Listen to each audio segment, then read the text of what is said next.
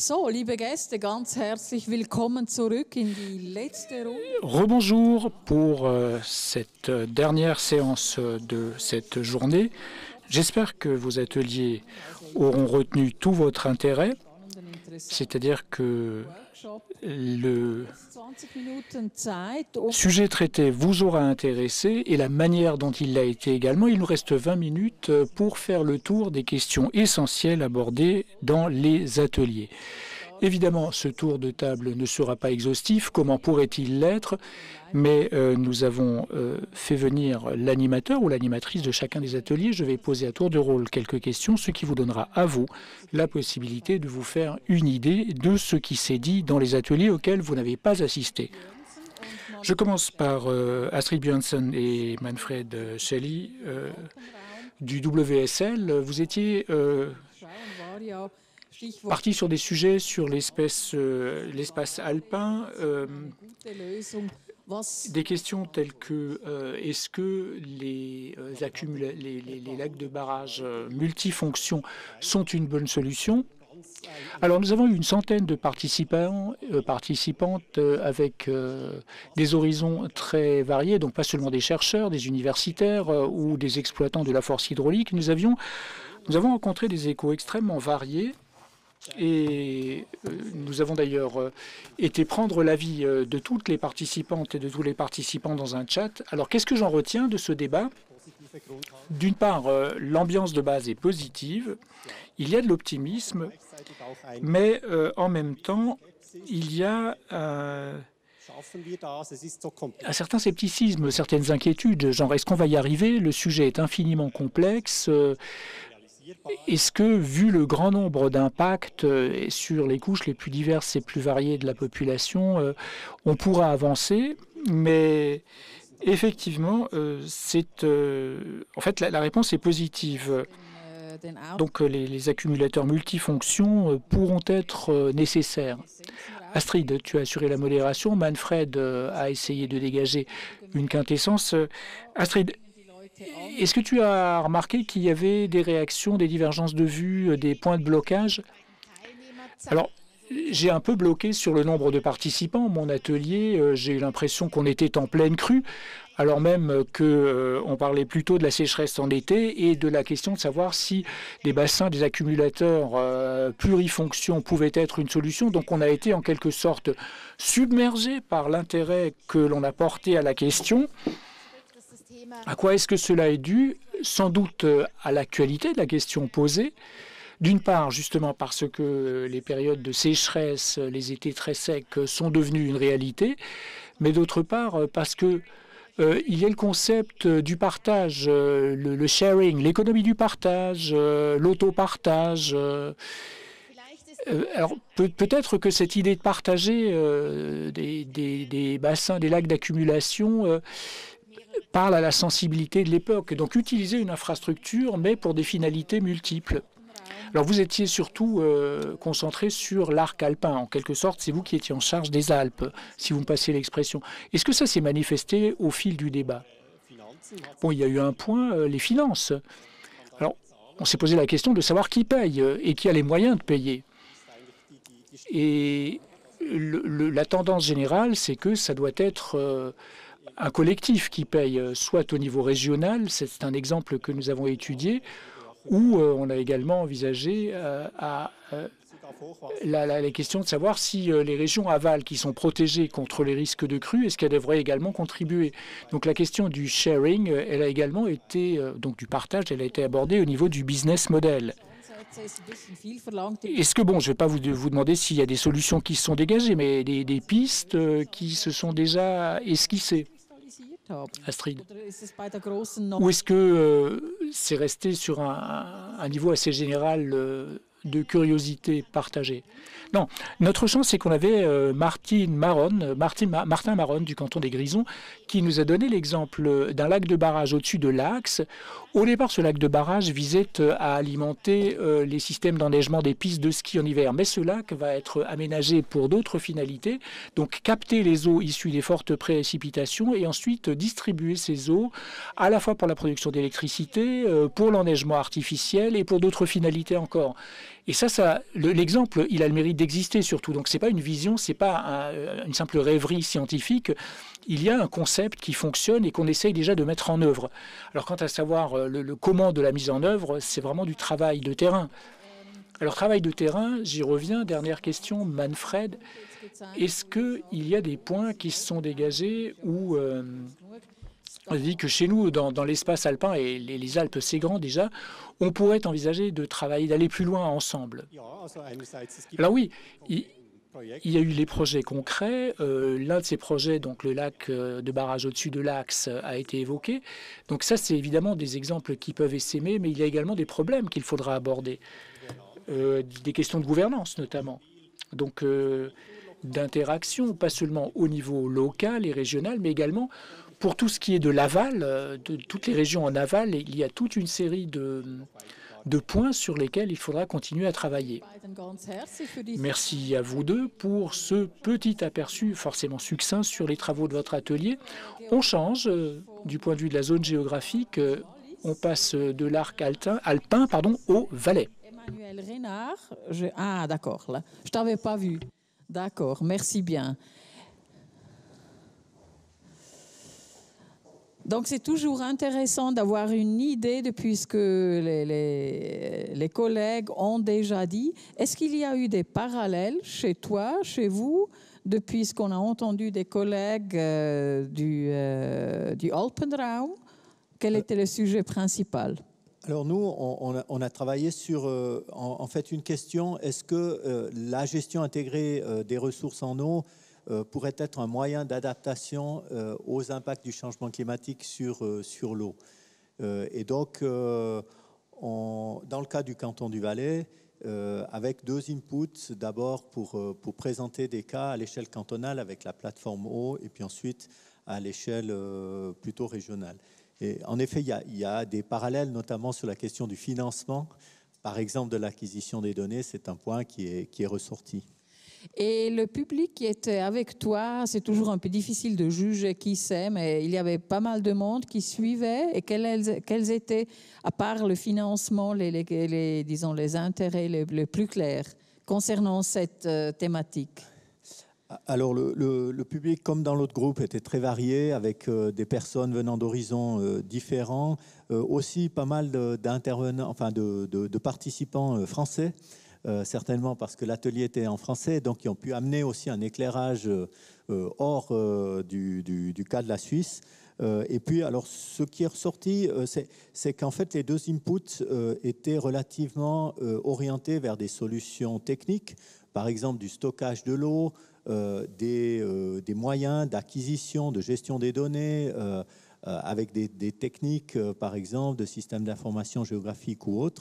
Et certains ont relevé, d'une part, l'absence de la composante naturelle, qui finalement n'était pas vraiment prise en compte. Ce qui est étonnant, en fait. Alors, ce qui est étonnant et ce qui est, disons, qui traduit le fait que ce genre d'approche de gestion intégrée de l'eau est finalement une gestion intégrée des usages de l'eau. Et puis, ça pose la question de la place de la nature comme un usager de certaines fonctions de l'hydrosystème. Et puis, d'autres ont relevé aussi le fait que c'était une vision peut-être assez technocentrée et qu'il y a aussi d'autres composantes qu'il faut prendre en compte. Et alors, un point qui est ressorti aussi assez fortement, c'est la question, dès qu'on s'occupe des usages, des données sensibles et de la disponibilité de ces données récoltées, par exemple, par des acteurs privés, comme les remontées mécaniques, par exemple, ou les hydroélectriciens. Et toutes les données récoltées ne sont pas forcément publiques. Et ça pose ensuite la difficulté de la gestion intégrée. Une dernière question de tout ça que tu as entendu et peut-être aussi appris dans c'était quoi, 75 minutes. Est-ce qu'il y a un point qui t'a surpris, qui te tient au cœur? Pas vraiment un point qui m'a surpris, mais en fait, on voit qu'il y a maintenant des prémices pour une gestion plus intégrée. Et je pense qu'il y a encore énormément de travail à faire. Et notamment, un point qui est ressorti aussi, c'est Est-ce qu'il faudrait partir sur des gros projets qui essayent d'intégrer un peu tous les enjeux et tous les acteurs de l'eau, ou au contraire partir sur des plus petits projets pour éviter qu'on se retrouve après 10 ans, c'était un peu ce qui était relevé tout à l'heure dans la table ronde en début d'après-midi, où des projets ne se réalisent pas ou autre. Et donc, sur ce point-là, je pense qu'il y a encore énormément de choses à faire dans le domaine de l'intégration de la gestion de l'eau. Merci beaucoup, Emmanuel Renard, Université de Lausanne. Merci vielmals. Et on passe à une troisième région, du Wechseln wieder ins Deutsch. Alors, on repasse en mode langue allemande et on va voir ce qui s'est passé au niveau de l'atelier 3. Donc, région plateau central et oriental. Rolf Weingartner d'Ecosphera. Alors évidemment, les questions se répètent un peu. J'espère que vous ne m'en voudrez pas, mais il s'agit de capter un peu l'ambiance, l'essence de ce qui s'est passé dans les groupes. Donc la question n'est pas tout à fait la même que celle des lacs ou des barrages multi-usages, mais le débat a pris une tournure assez analogue. Oui.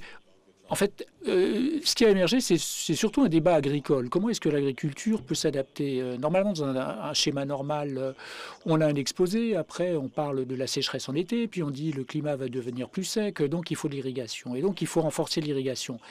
Mais en fait, le débat est infiniment plus complexe. Nous avons eu des sous-groupes également, 9 sous-groupes avec 100 participants au total, et ça montre qu'il y a à la fois des questions écologiques, climatiques, politiques, économiques aussi. Et donc, le débat en groupe a montré qu'on reste beaucoup trop disciplinaire. Il faudrait beaucoup plus ménager un abord pluridisciplinaire à ce débat. Donc, cette transversalité dont il a été question tantôt, je ne sais plus, c'est Philippol qui en avait parlé, à savoir qu'il n'y a pas que des différentes disciplines, mais il y a également des éléments transversaux qui coiffent, par exemple, les cantons. Oui, c'est ce que je voulais, parce que c'est ce que je voulais dire, parce que la quintessence, c'est... En fait, le climat, c'est juste un petit élément du problème de l'adaptation. Il faut une solution beaucoup plus intégrée et intégrale. Donc on a également parlé de l'agriculture adaptée au site de production, donc respectueuse du site de production. La question c'est, est-ce qu'on a un bilan d'ensemble en Suisse de ce qu'on entend par agriculture adaptée au site de production? Et donc ce qui s'en est dégagé, c'est de dire il faudrait faire une espèce de recensement pour savoir quels sont les usages agricoles qui sont appropriés à quel site, sans pour autant exclure d'autres usages du territoire, par exemple l'écologie, par exemple les zones de détente et loisirs. Donc il faudrait une espèce de plan intégré après ce recensement. Oula, mais ça c'est super intéressant. Donc une agriculture respectueuse et adaptée au site, mais... évidemment, là, il y aura des droits acquis qui vont être défendus au niveau régional. Est-ce que cette question a été débattue? Donc là, la question de la sauvegarde et de la dépense... Non, écoutez, il y avait 9 sous-groupes, je n'ai pas pu tout suivre, mais il faut simplement s'efforcer, quand on débat, de voir que il ne faut pas simplement basculer la réelle politique d'aujourd'hui sur le monde de demain. Les exigences seront plus grandes. Il faut oser penser ce qui est impensable aujourd'hui. Donc, ce qui n'est pas possible en Suisse, par exemple, un plan directeur national, pour l'instant, il n'y a que des plans directeurs cantonaux. Il faut vraiment faire un changement de paradigme pour dire qu'il faut un plan national, un plan directeur national où on réfléchirait de façon globale à la question de savoir ce que c'est qu'une agriculture adaptée et respectueuse du site où elle produit. Et ça, c'est une approche pluridisciplinaire qui intègre à la fois le monde universitaire, les chercheurs et les gens de terrain. C'est là qu'il faudrait qu'on avance. Ce serait une belle conclusion pour la journée. Mais bon, c'est un peu prématuré, mais bon, je vais prendre ça comme point final de ta propre intervention. C'est ce que tu souhaitais, au fond, relayer en direction de la plénière. C'est une planification nationale. Oui, alors je confirme. Ça fait longtemps que je suis dans ce business, si vous me passez l'expression. Il y a 2011, 2018, le programme national de recherche 21. On a des scénarios de plus en plus poussés. La recherche a fait des avancées considérables, mais l'étape suivante, par exemple une cartographie des productions adaptées au site de l'agriculture, qui a vocation à se charger de ça? Donc, les participants eux-mêmes ont posé la question, qui est-ce qui devrait faire ça? Qui devrait prendre l'initiative pour faire une espèce de planification nationale?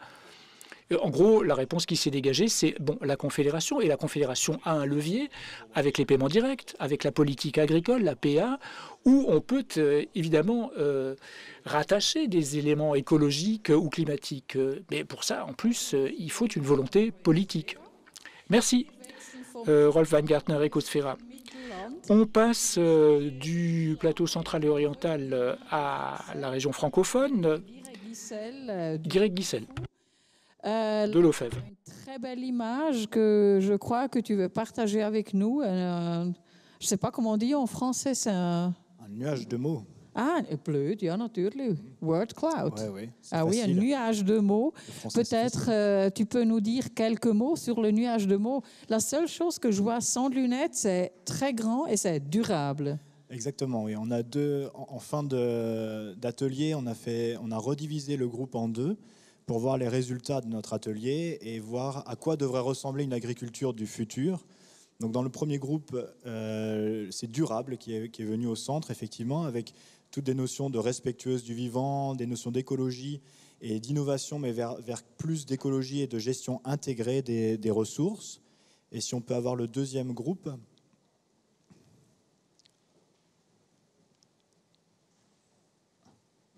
Merci. Et là, dans le deuxième groupe, c'est de nouveau des nouvelles cultures solidaires, mais le groupe s'est beaucoup plus orienté vers des innovations, notamment des innovations techniques, était plus ouvert à ce genre de solutions. Et ça a vraiment reflété ce qu'on avait dans les deux groupes, notamment en ce qui concerne les solutions techniques qui peuvent être une solution, mais qui ne pourront pas fonctionner seules. Donc, si je t'ai bien compris, tu me dis que dans le deuxième groupe, ça allait plutôt dans ce sens-là, plutôt technique et innovation, solution. Oui. Et le premier groupe était un peu dans un autre sens. Voilà. Tu penses que ça avait beaucoup à faire avec les gens qui étaient dans le groupe ou les gens étaient répartis aléatoirement, donc je ne pense pas. Je pense que c'est simplement la manière dont les discussions s'animent. Et c'était intéressant de voir que les mêmes questions préparées dans deux groupes différents pouvaient mener sur des pistes de réflexion assez différentes et très complémentaires, en fait. Parce qu'on peut très bien imaginer des innovations qui se combinent avec des solutions beaucoup plus naturelles et intégrées pour obtenir une action globale.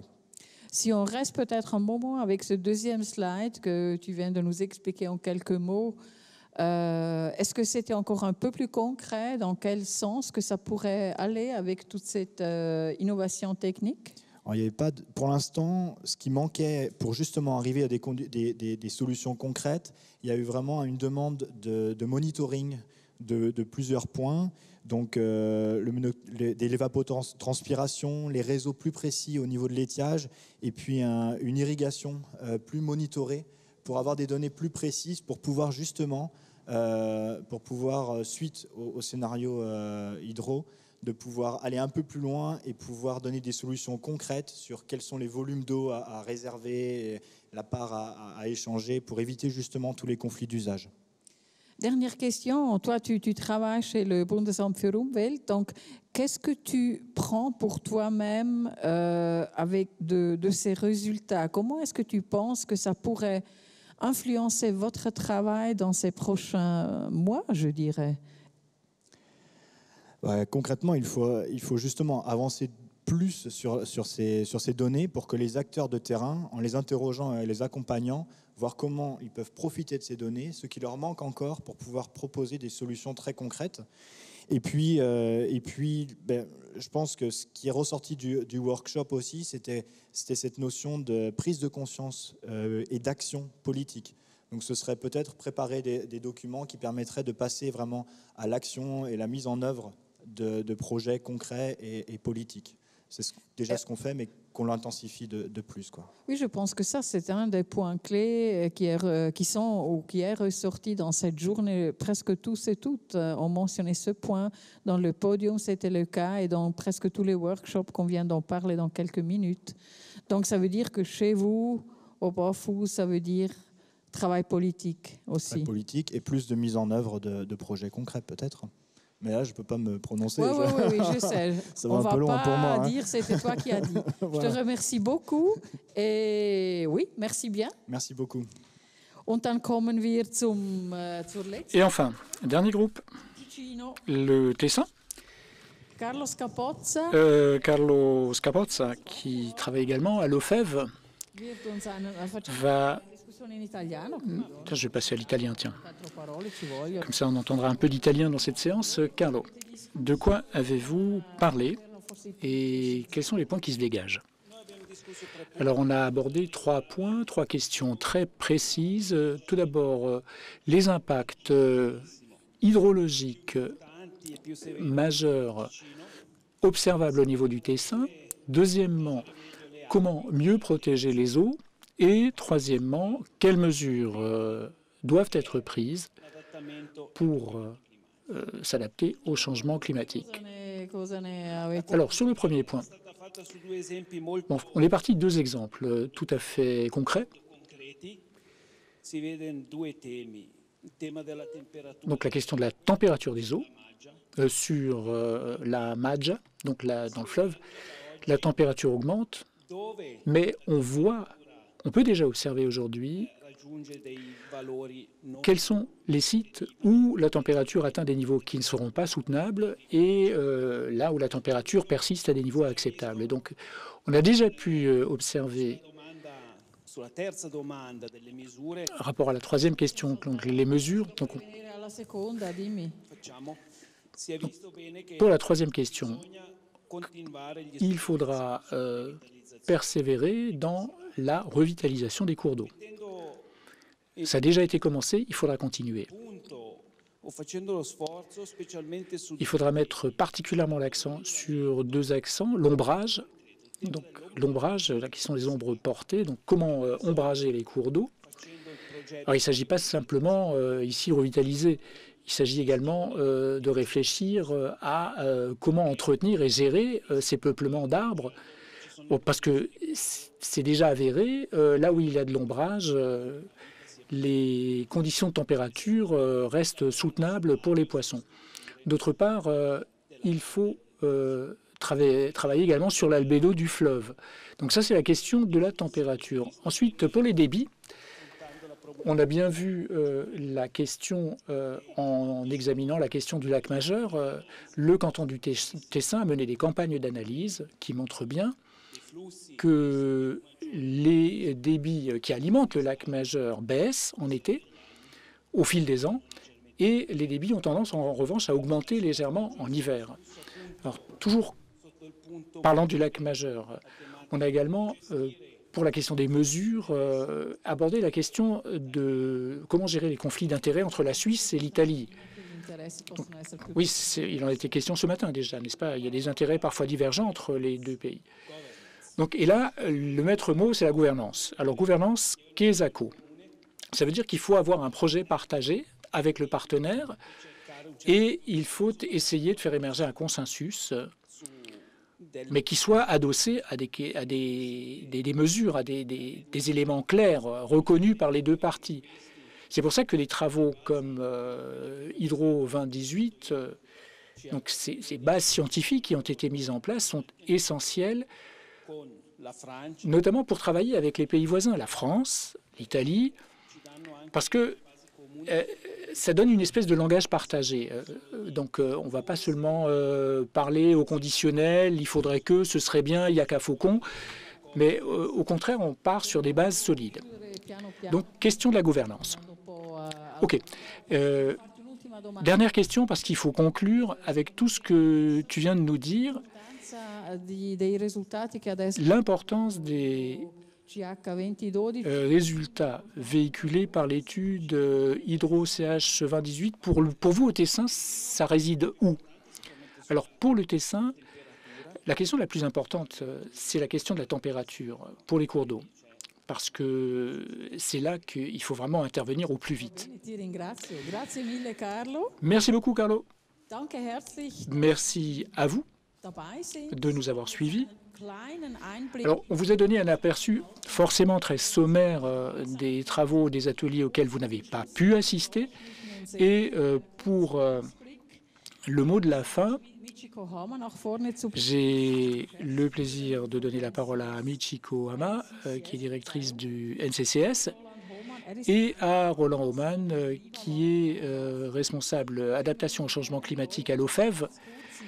Et on aimerait, avec vous, nous pencher un peu sur la question de ce qui vient après, le futur. J'ai déjà posé la question une paire de fois aujourd'hui, Michiko, mais ces nouveaux scénarios, où est-ce qu'ils vont être vraiment utiles pour faire avancer les choses? Bonjour, d'abord. Je crois que on est le dernier obstacle avant la fin d'une journée bien chargée. Alors, où est-ce que ces scénarios hydrologiques vont être utiles? Avec les scénarios climatiques, ces scénarios hydrologiques ont le mérite de former une base scientifique solide, à partir de laquelle on pourra développer de nouveaux services climatiques au niveau national, au niveau cantonal. Donc les décideurs, aussi bien du secteur privé, du monde de l'économie, de l'administration, ou également représentants de la société civile, pourront s'appuyer sur des bases solides lorsqu'il s'agira de prendre des mesures d'adaptation au changement climatique. Je pense que Roland va enchaîner là-dessus. Oui, Roland, tu as été là pendant toute la journée. Est-ce qu'il y a quelques points saillants qui se sont manifestés aujourd'hui? Oui, il y en a beaucoup, des points, effectivement. Alors, le point important pour moi que je retiens de cette journée, c'est que ces résultats qui sont formidables mettent en exergue l'importance des mesures de protection du climat. On voit bien que les changements sont là, déjà. Il y a un impact véritable, mesurable sur les eaux de surface, les eaux souterraines. On sait également qu'il y a des mesures qui permettront une mitigation de ces effets. Ce sont des mesures de protection climatique globale. Voilà le message qu'il faut retenir d'aujourd'hui. Quand je songe aux adaptations au changement climatique, je pense que nous avons une nouvelle base tout à fait excellente pour concevoir, planifier, mettre en œuvre des mesures encore plus concrètes, encore plus précises, encore plus efficaces. Michiko, la suite des opérations, vous avez mené à bonne fin un travail de titan. Quelles sont les étapes qui vont suivre? Alors, les étapes suivantes au niveau NCCS, elles sont plurielles. D'une part, sur les autres thèmes sectoriels. Donc, ces thèmes sectoriels vont être irrigués par ces connaissances pour pouvoir, au niveau sectoriel, affiner nos connaissances, avoir encore de meilleures bases pour prendre des décisions. Et le NCCS va lancer un programme multisectoriel, donc transsectoriel également, où on va essayer d'examiner les effets systémiques des changements climatiques sur la Suisse et dériver de cela un certain nombre d'aides à la décision. Donc ce programme sera complémentaire par rapport aux projets sectoriels qui sont déjà en cours et sur lesquels on travaille. Et donc on va examiner également de questions de façon transsectorielle ou multisectorielle, un certain nombre de questions qui justement intéressent plusieurs secteurs. Dernière question pour toi, Roland.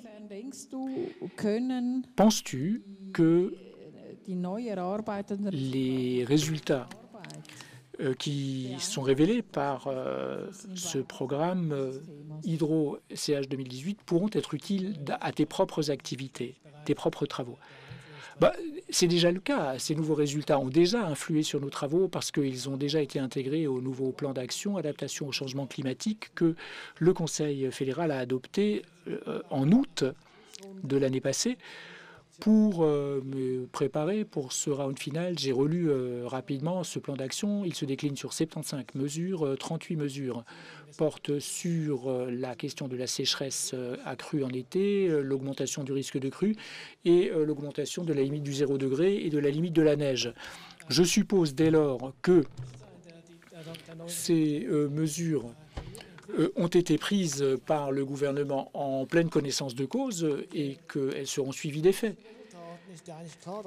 Ces résultats montrent bien que le problème, on en a pris la mesure, il faudra maintenant trouver des solutions. Nous tenons beaucoup à ce que ces mesures soient prises d'un commun accord, que ces mesures soient partagées. On l'a bien vu dans la table ronde que le problème n'est pas seulement celui des hydroélectriciens ou celui des agriculteurs et qu'ils ne pourront pas le résoudre seuls. Il faudra que tout le monde coopère pour pouvoir améliorer de façon durable, de façon pérenne la situation. Enfin, dernière question pour toi, Michiko. Quel est le rôle du NCCS dans toute cette vaste opération? Vous avez coopéré là étroitement avec l'OFEV et d'autres acteurs. Quel est votre rôle pour le futur au NCCS? Notre rôle, c'est celui d'être le réseau qui fédère différents groupes d'acteurs au-delà de l'horizon de la Confédération, mais également à l'interne de l'administration fédérale, donc créer des bases communes, partagées, soutenues par tout le monde, et qu'ensuite on puisse de façon concertée aborder les étapes suivantes au niveau politique. Notre rôle, c'est également d'intensifier le dialogue avec différentes catégories d'utilisateurs ou d'usagers. Ça restera notre mission première à l'avenir aussi. On espère également qu'après la pandémie, on pourra se revoir un peu parce que réseauter et échanger de vive voix, c'est quelque chose qui nous manque pour l'instant. Voilà. Oui, un mot encore. Je voulais simplement dire un grand merci à mes collègues du secteur de l'hydrologie et toutes les chercheuses, tous les chercheurs pour ce travail remarquable qui a été fait et qui a été accompli pendant 5 ans. Et j'espère aussi que moi, à l'OFEV, je pourrai aller un peu plus souvent sur le terrain et pas seulement voir mes collègues collaborateurs, Petra, Eddy, Flavia. Bon. Oui, moi aussi, je voulais bien sûr dire merci à toutes les participants, enfin à toutes les parties prenantes pour ces années de travail qui ont été consacrées à cette recherche, qui a été rendue publique aujourd'hui. Merci à toi aussi, Marina, parce que tu as su donner un peu de légèreté à cette journée. Merci à toi. Mais c'est avec plaisir. Et la fête, on la fera peut-être plus tard. La fête pour tous les acteurs, tous les acteurs, toutes les actrices. Vous avez bien mérité, vous avez travaillé pendant des années pour faire décoller ce projet. Je vous dis merci. À moi aussi, 2 choses encore. Tout d'abord, toutes les infos d'aujourd'hui, donc le stream, les slides, ce sera disponible sur le site de la NCCS. Et d'ailleurs, c'est pas fini. Vous pourriez faire tout autre chose, visionner quelque chose de complètement différent. Brandstift a fait un graphic recording de la journée d'aujourd'hui. Alors, ça ne va pas être des discours, je crois qu'on a assez parlé, mais c'est une espèce de florilège de la journée d'aujourd'hui. Je vous invite à visionner ça. Buona serata, grazie mille, bonne soirée, tchuss, à la prochaine. Merci beaucoup.